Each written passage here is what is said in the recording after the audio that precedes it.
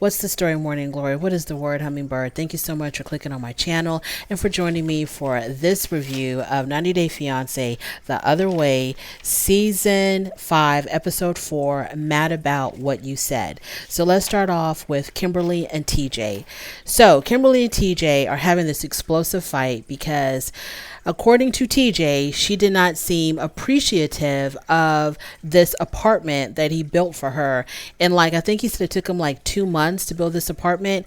She doesn't seem appreciative because as soon as she saw it, she started complaining about everything, and she's upset with him because she claims that he is not listening to her.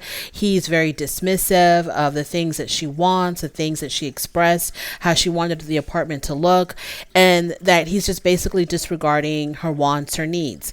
So they're having this argument and he gets really upset. I mean, they were literally shouting at one another. So he storms back downstairs to where his family's gathered, his mother, his father, and his brother, and he complains to them about this fight that he's having with Kimberly and how she's using this very abusive language towards him, and that she's being very unappreciative of this apartment that he built for her above the family home. The family agrees 100% with TJ because they don't see it for Kimberly at all. They don't like her. They wanted him probably to choose somebody else, maybe somebody of their culture. So they really don't see it for her. So she really has nobody on her side. Kimberly is left upstairs alone, crying in her apartment. And she feels like he doesn't realize how she's given up everything for her move to India. So I'm trying to figure out what could they have done to avoid this confrontation. I feel like the best way to have avoided it would have been for her to just take a mental note of all the things that she found wrong, but not start spewing all the problems that she's having with the apartment as soon as she sees it. And I think that he is understanding of what she has given up in America. But the problem is they never even really got to that because as soon as she saw the apartment, everything fell apart. So he had no way to express to her, Kimberly, I'm so glad you're here. I'm so glad that you sacrificed so much to be with me in my country. They couldn't even get to that part because she was so hung up on how horrible the apartment was. So I think that she should still have been appreciative because it seems like he built this out of nothing. I don't know if there was already space above the family home and he converted it into a living space, or if there was nothing there and it was literally built from the ground up, starting from the roof of the family home. I don't know. But it seemed like he had very little time, and I would have been happy that there was any kind of space available for me if I really did not want to live with the family. And I just would have, as time went on, I would have just pointed out, a couple of things here and there, letting him know, I wish that the door is a little bit more even, and then wait for him to fix that, and then say, what, I think it'd be a good idea if the sink was actually in the bathroom, and see if he could fix that, instead of just showing up and then just I don't like this, I don't like that, I don't like this.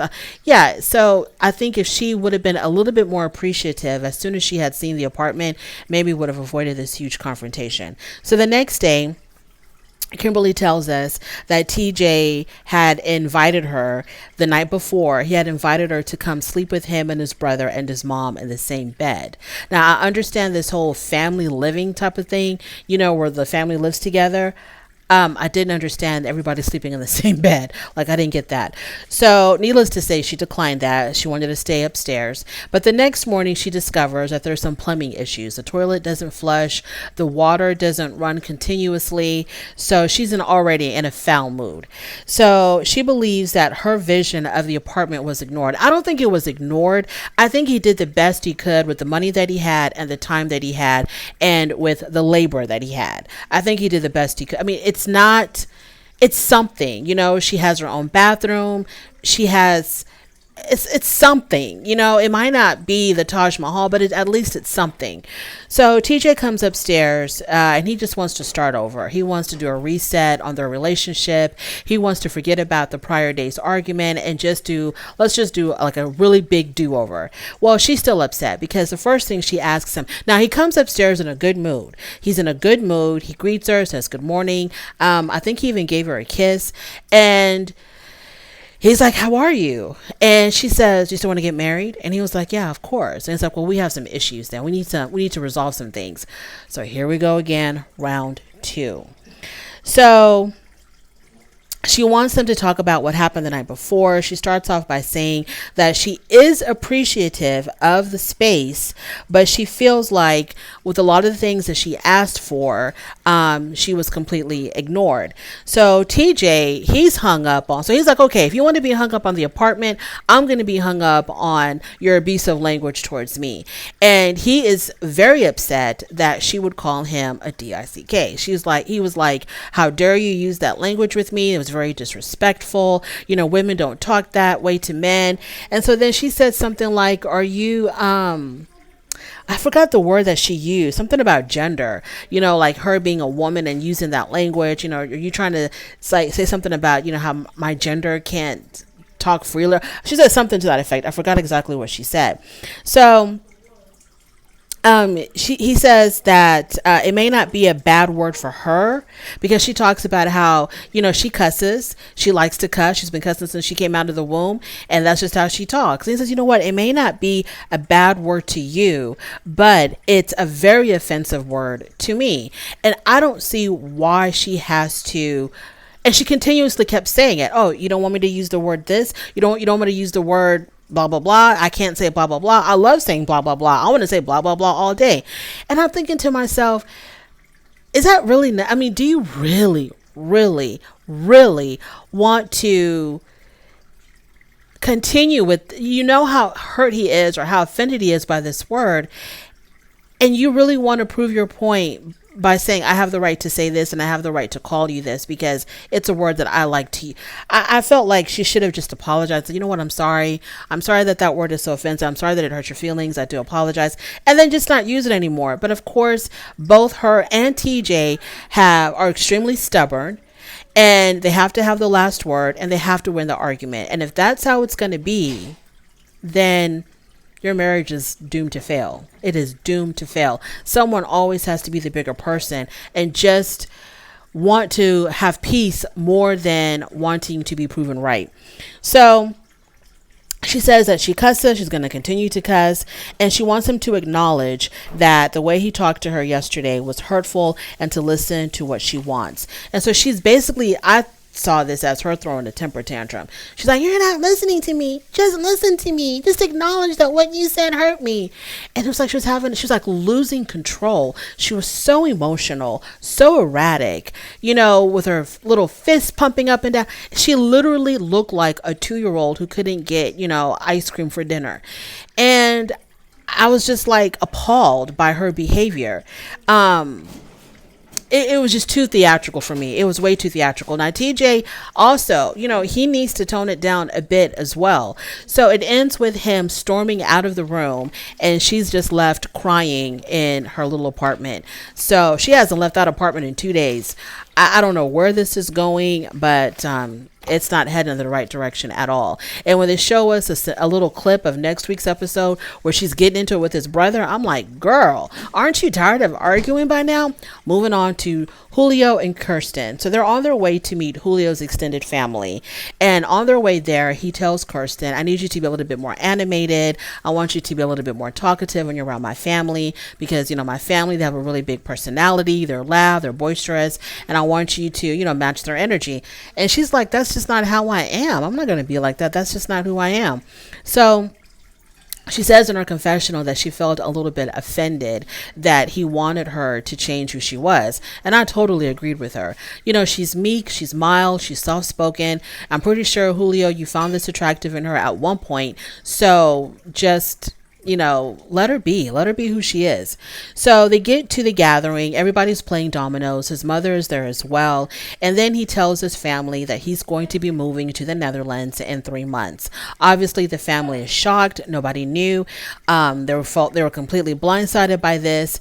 And they say that in their culture, it's usually the woman that follows the man and not vice versa. So the family suggests, what if Kirsten was to stay in America for a couple of months just to see what it's like and maybe consider staying here in America with him. So he's looking at her and he's like, that doesn't sound so bad now, does it? And she's like, what are you talking about?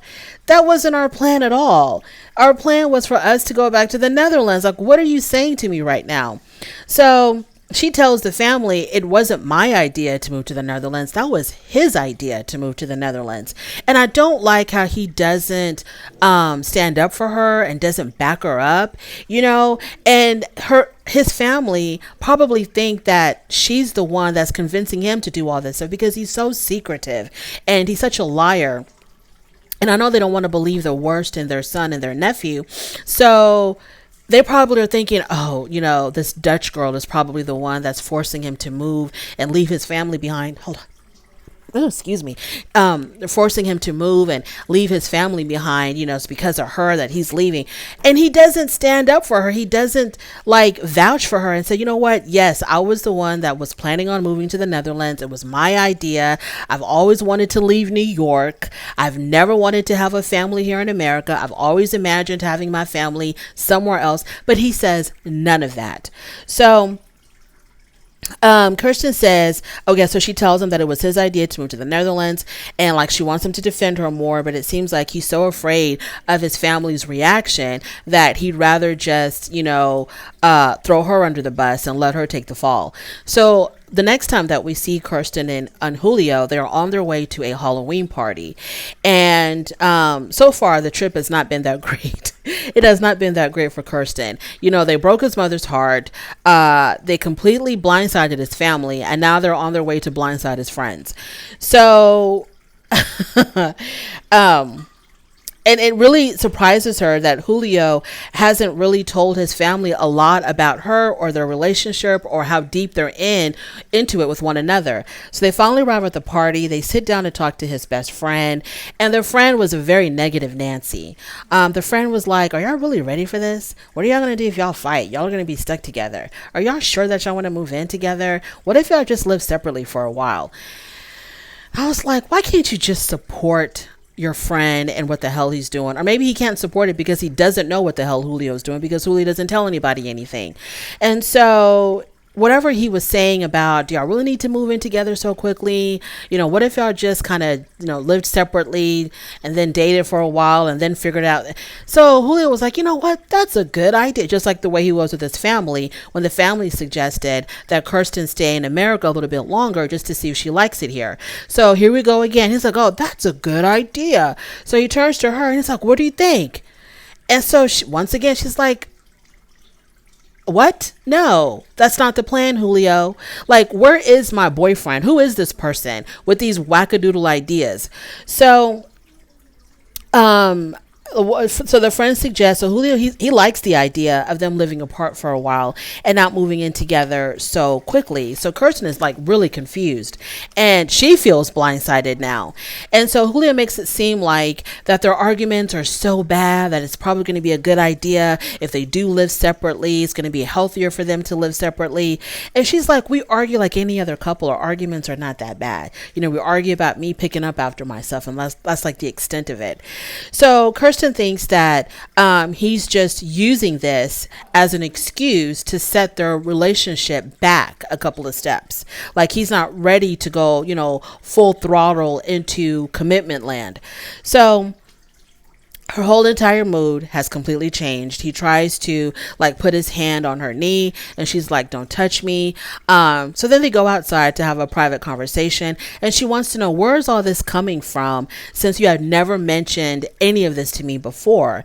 And Julio's like, yeah, we have a lot of fights and that, things can kind of get testy with us. And she's like, well, everyone has fights and it's normal. And it seems like you just don't want to do this with me anymore. You just don't want to follow through with what we had already planned. And so then she asked him, and I loved it when she asked him this. So she was like, so do you still planning on sleeping with me every day? And he's like, yeah, of course. And then I'll just go back to my apartment. And she's like, you know what? Okay, I'm going to call your bluff. You want to live in your own apartment and do your own thing. Okay, that's fine. We'll see if I'm going to stick around. And he's like, oh, I don't want to lose you. I don't want to lose you. And so she's like, well, if you're going to keep this up, you are going to end up losing me. In his confessional, he's like, I really love her and I really want to be with her. But, I might be having some second thoughts about this relationship. I'm just like thoroughly confused. Moving on to Danielle and Johan.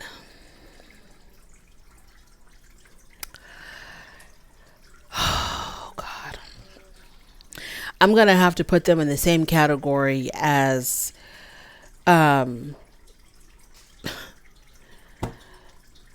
Jasmine and Gino, because I'm not happy when I see them on my TV screen. I am not happy. It's not even Johan that bothers me. It's Danielle that really, really bothers me, because I find her to be just very belittling of him and dismissive of him and very condescending. And she treats him like a child and she talks to him so disrespectfully. So hopefully after she's seen herself on television, she's changed her ways a little bit, and hopefully will show her husband, the man that she chose, she'll show him a little bit more respect. Anywho, so they met about a year and a half ago, got married after 5 months. Their marriage was almost completely derailed when she decided to tell Johan that she wanted to spend time with an ex-boyfriend that had come into the Dominican for a vacation. I don't know if he came there for a vacation or he came there just to see her specifically. But once she told Johan that she wanted to hang out with her ex-boyfriend, it just went completely downhill from there. And it got even worse when they appeared on the tell-all. It appeared like they were headed for a divorce because Johan was not going to be disrespected like that. But after the tell-all, evidently they've gone to therapy. She says that she's learned a few things about herself, that she needs to learn to be more of a partner, not to be so controlling and demanding, and to kind of treat him as her partner and her equal. Fine. They plan to start a business together and they still want to have children at some point. So in this particular scene, her two friends from New York, they stop by the DR, or they come to the DR to visit her and Johan. So on their way from the airport to her house, Danielle tells them about what's been going on. She gets them caught up, telling them that his Johan's butcher business had to be shut down because the landlord that his butcher business that he was renting the space from, the landlord wanted that space back for other reasons. So he had to shut down his butcher shop. And so the friends were like, so what do y'all do for money? And she's like, well, we're living off of my income and my savings. I think that's what she said. And so they're like, so what do y'all do all day? And so she says, oh, we get up around 8 o'clock and then, we decide, do we want to go to the beach or do we want to hang out on the pool all day? And then, we do one or the other. And then around noon, I decide, I log in and I start my day with my yoga classes. And so they're like, what? So this is how it's going to be forever? Is he going to get a job or like what's going on here? Because it seems like y'all are just being really lazy. Y'all need to figure something out. So she makes it seem like they just have this wonderful, beautiful, easy beach life in the DR. And one of the friends says, we see right through her BS. So they get to the house, they meet Johan, and Johan, he made a really good first impression on her friends. They did like him. They said he was charming, he was handsome, and they liked him. So they sit down for dinner and they talk about their relationship and how the relationship has been progressing. And Johan tells the friends that, well, we had to kind of get used to each other because, Danielle, she's so strong. Her personality is so strong. And, she's always reminding me that she's an independent woman, that she don't need a man. She can do whatever all on her own. So, it's taking some time, but we're getting to learn each other and figure each other out. The friends give some advice about compromising. Then they get to the nitty gritty and they talk about money. How do you plan on making money to support your wife? He says that he does want to have his own gym and, they're going to have their own private gym. He's going to be a trainer. She's going to be the yoga instructor. So it seems like they have everything planned out. Like there's nothing wrong. They've been to therapy. Their relationship is improving. They have plans for their future. So everything is hunky-dory. I mean, so far so good, right? And she did not disrespect her husband in this scene in any way. She talked to him very respectfully. I was happy to see that. So I'm going to keep my fingers crossed that Danielle does not piss me the hell off. Moving on to Mary and Brandon.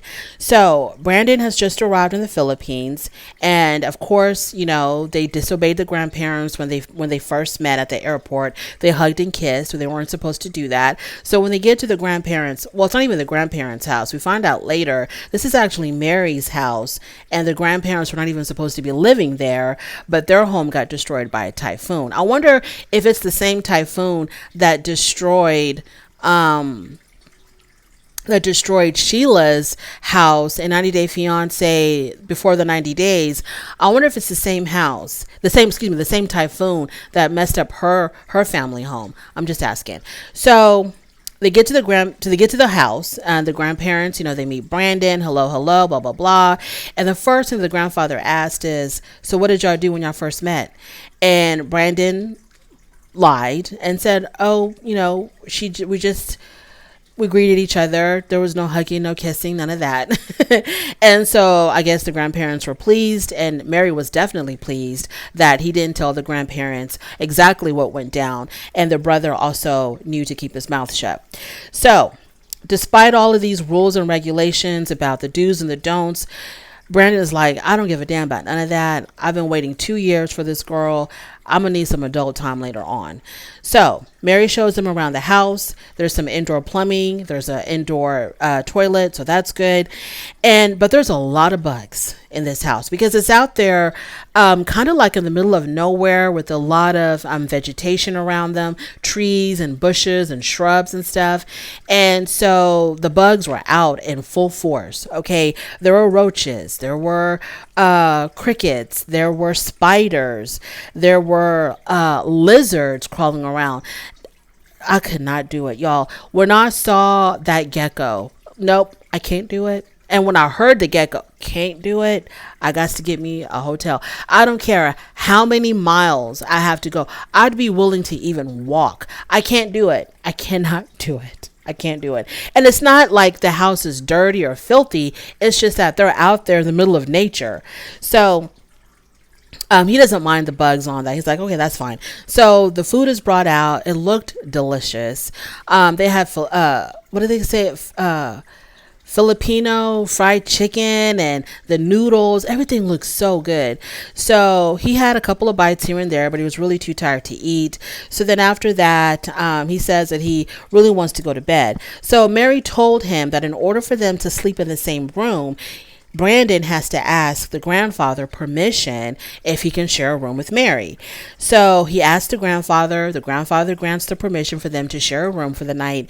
And Mary says in her confessional, it's not so much that, you know, they think that we're going to be doing anything bad. It's just that we have to show them respect by asking them if we can do ABCD. So this is where we find out that the grandparents weren't even supposed to live there, you know, but here we are. So they get ready for bed, and Brandon is really hoping that they can have some adult time. He is really, really banking on that, but it didn't happen. Mary said that she was too shy.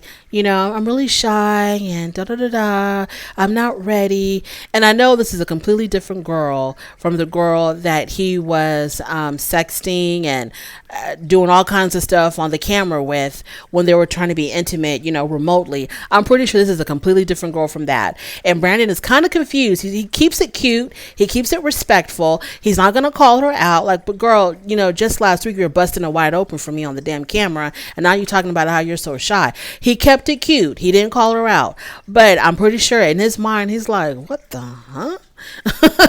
But that's what I'm shy, I'm a virgin, you know, I don't feel comfortable. So she's doing all of this basically just to pull time because her grandparents don't want her to give up the cookies until they get married. So she hasn't told Brandon that yet. Brandon thinks it's going to be like, any day now, I'm going to get mine. But he has no idea that they have to wait until they actually get married and have no idea when that will be. So for the night, they have to sleep head to toe. And there's like a couple of pillows in between them. And I know Brandon is extremely frustrated. Moving on from there, we have Armando and Kenny. So they are still in Mexico City. Armando's mom, she's going to be paying them a visit. So the mom does not like Mexico City. She doesn't like it at all because the last time that she was there, she almost got pickpocketed with her purse. So she doesn't like it. She hates it for the same reasons that Armando doesn't like Mexico City. It's too big, it's dangerous, etc. When they keep talking about how dangerous it is, I'm wondering if they are trying to if they're referring to like the kidnappings and stuff that go on in Mexico, but they don't actually want to say that. I wonder if that's what it is, or if it's just the natural fears that people have of big cities, that there's more crime, more pollution, more this, more that, or if they're trying to refer to like the kidnappings. I don't know. So Armando tells they're at the restaurant and they're having dinner with little Hannah, and they're all sitting there having dinner at the restaurant. And so Armando starts off by saying that they're thinking about moving to Mexico City, staying there permanently. So the mom is already, you can tell her face completely falls.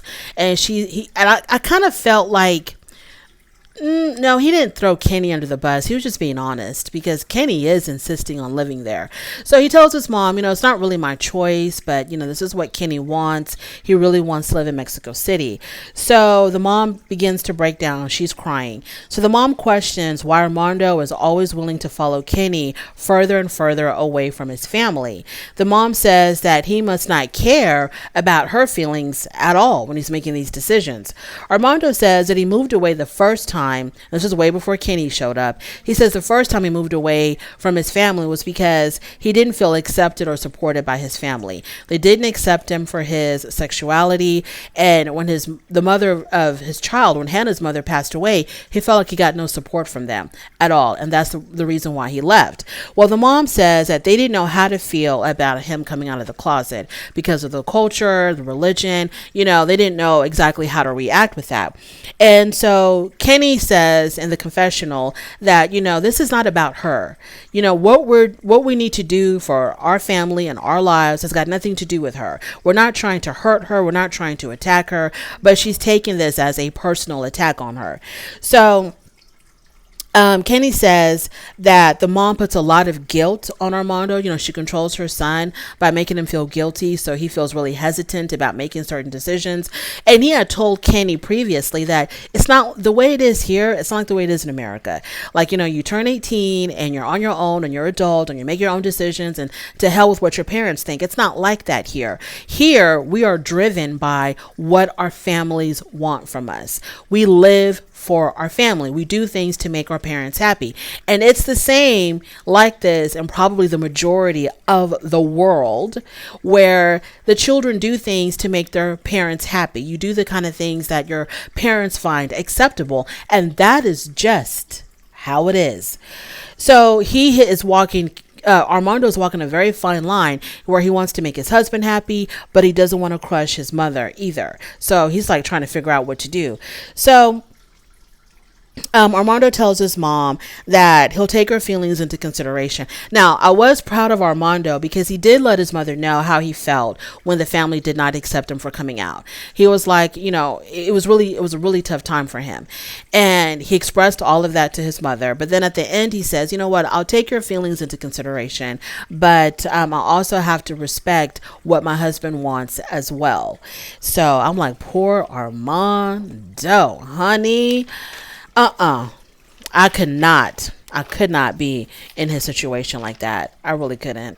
It's very difficult because obviously he loves his family. There's reasons why he would want to be closer to his family because of the fact that, Hannah still has a relationship with her grandparents, her aunts, her cousins, etc. And he's also taking Hannah away from all of that. So he has to consider Hannah, Kenny and his mom and his family. He's stressed out. Wayne and Holly. So Wayne takes Holly to the store to buy her some more modest clothing. Now, I completely understand this. I have many moons ago, when I was a lot younger, a lot cuter, and I had it going on. I had gone to Africa with my mom, and I came to Africa with my, my little mini skirts, my cute little tops, the stuff that we would wear normally every day in America. Well, honey, when we went to Africa and we were walking through the city and I was dressed like a typical American girl, mini skirt, above the knee, blouses, that were tight, right, fit me in all the right places. The stares that we got, it was hectic. Y'all, it was hectic. And so my mom immediately took me to the nearest clothing store, and she was like, well, you can't be walking around like this. You're going to have to buy something else. You're going to have to change, cover all of this up. So I totally get where Wayne is coming from. 100%. So he takes her to the store to buy her some more modest clothing. Holly is being Holly. She's like, I don't want to lose my identity just because I'm living here with you now. She still wants to wear, the short, slinky, sexy dresses. She's not into the moo-moos. She's not into the dresses that go all the way down to her ankles. She don't want none of that. So they're going to have to figure something out. The first dress that she tries on was a short dress. And he was like, no, you're not getting it. You can't wear anything above the knee. So Wayne said that people might think that she's a prostitute and try to snatch her off the street. And she felt really offended when he said that. And I didn't get why she was so offended. He wasn't calling her a prostitute. He wasn't saying, I think you look like a prostitute. He says the people around here might think that of you because those are the women that dress like this. So when they see you walking around the streets dressed like this, that's what they're going to think. She was so offended by that. And I was like, girl, you need to toughen up a little bit.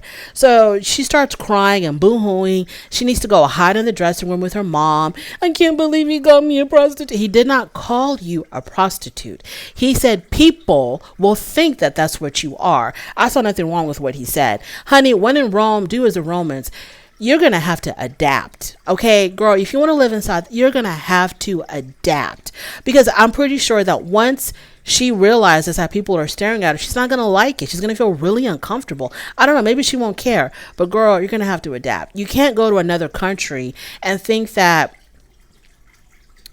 you can just act like you're in, where is she from? Utah or something? No, sweetheart. There's some places in America that if she dressed like that, people would think, would think something about her. So I don't know why she's so shocked and surprised. Get you something. She says, I will never be a jeans and t-shirt kind of girl. You don't have to wear jeans and t-shirts, but can you find dresses that go below the knee? Thank you so much for joining me. I really do appreciate it. On your way out, please don't forget to rate the video if you like this content. Subscribe to my channel, and I'll definitely talk to you later. Bye.